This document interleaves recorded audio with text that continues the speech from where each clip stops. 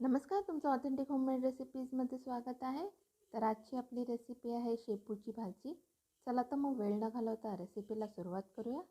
यासाठी मी इथे कढई गरम करून घेतलेली आहे. आता यात मी अर्धी पळी इतकं तेल घालून घेते. इथे आपलं तेल गरम झालेलं आहे. आता यात मी एक मोठा कांदा बारीक चिरून घेतलेला आहे, तो घालून घेते. हा कांदा आपल्याला मऊसूत होईपर्यंत परतवून घ्यायचा आहे.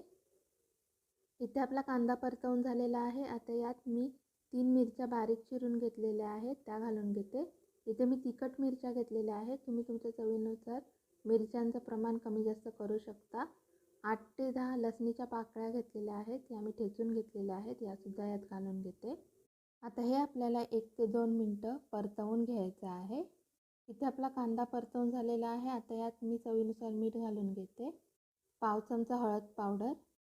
हे आपल्याला व्यवस्थित असं मिक्स करून घ्यायचं आहे. आता मी इथे 100 ग्रॅम इतकी मूग डाळ 2 तास पाण्यात भिजत घातलेली होती, ती यात घालून घेते. मूग डाळ घातल्यानंतर आपल्याला व्यवस्थित असं हे मिक्स करून घ्यायचं आहे.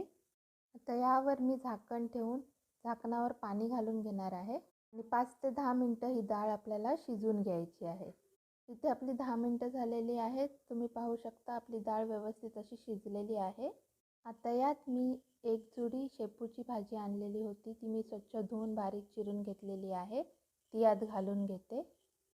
ही भाजी आपल्याला या डाळीत व्यवस्थित अशी मिक्स करून घ्यायची आहे आणि हे आपल्याला 5 मिनटं स्लो गॅसवर शिजवून घ्यायचं आहे.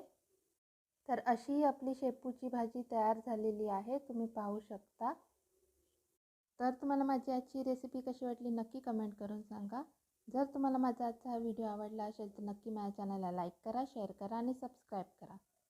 पुन्हा भेटूया अशाच एका नवीन रेसिपीसोबत. माझा आजचा व्हिडिओ पाहिल्याबद्दल धन्यवाद.